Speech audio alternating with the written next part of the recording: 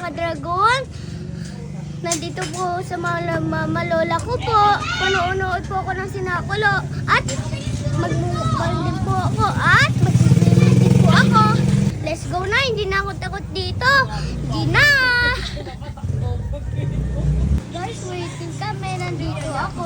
Biyernes Santo, katulad nga ng mga nakagisnan namin noong bata pa kami. Sinasagawa nga dito sa baryo nila Mama Lola ang sinakulo. Mula nga nang nagkaisip si Liam na ikukuwento ko na nga sa kanya to. Kaya naman kahit na may takot siya ay inaabangan niya talaga ito taon-taon. Sa mga puntong ito nga ay inaantay na namin na dumaan ang sinakulo. Habang ang iniintay ito ni Liam ay eto na nga lang ang nasabi nito ni Liam.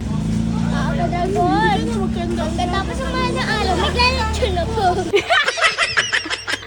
Ayun na mga dragon, kumakakabog na tiyan ko. Huwag sa'yo!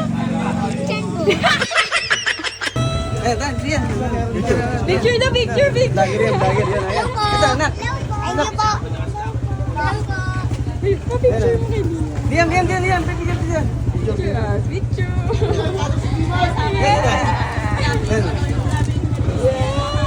Dito. Ayan na.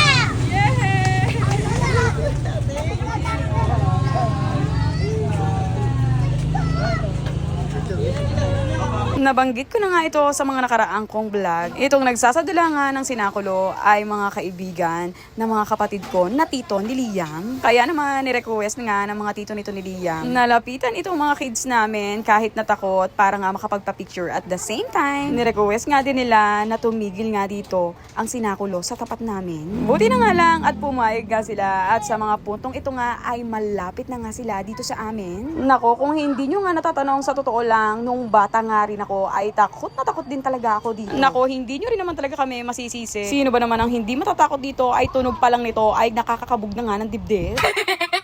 Mabalik nga tayo dito kay Liam. Nako, pa ganyan-ganyan lang yan. Pero ang totoo, kinakabahan na talaga yan. Guys, pa-vlog natin. O, diba? Kahit natakot yan si Liam, ay nire-request niya nga sa akin ito na i-vlog namin to. Dahil sa totoo lang, ay lahat nga ng vlog namin ng sinakulo ay palagi ni Liam na pinapanood. Takot ako. Hindi tatakot. Dito ako nga. Liam nga, hindi tatakot. Kung maririnig nyo ay niloloko nga siya ng kanyang tito. Dahil nga nakikita nila sa mukha ni Liam na natatakot na nga ito. Marco! Hilahin ang Kristo! Hilahin! Tayo diniling! Dalahin ang ating pagkali! Ayun yun, nasa batang kaya po. Ay. Oh! Ali. Oh! Takot ako! Paano mo natumba ka na? Ito lang pagkakataon mo! Alok ng hari namin sa'yo! Pero kung pagkakaitan mo ng aba mong pagkatao, sila, ako, hindi sasama sa'yo!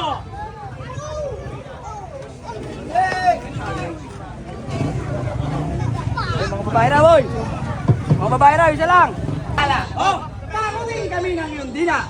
Ang nais mo payata, kami ngayon maniwala sa iba na undaya!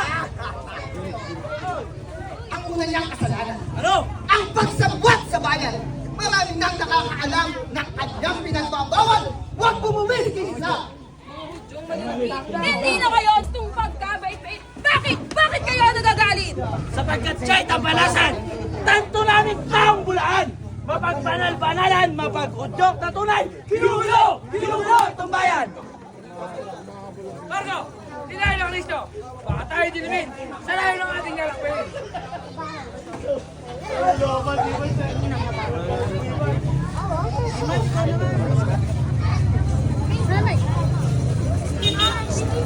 Sa panonood nga ni Liam ng sinakulo, nakita ko nga sa mga mata niya na ang takot ay napalitan nga ng lungkot. Sa katahimikan nga nito ni Liam, sigurado ay marami na naman nga siyang itatanong pagkatapos nitong sinakulo. Sinabi niya nga sa daddy niya na awang-awa nga siya kay Kristo, kaya naman ganito nga ang sinabi sa kanya ni daddy niya. Buhatin natin yun.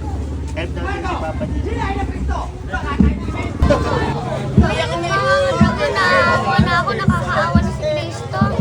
Bumagsak na yung Kristo, mamuha na talaga ako. Talaga namang awang-awa talaga si Liam kay Kristo dahil nga sa mga hataw, tadyak na nakikita niya na ginagawa na pagsasadula ng sinakulo.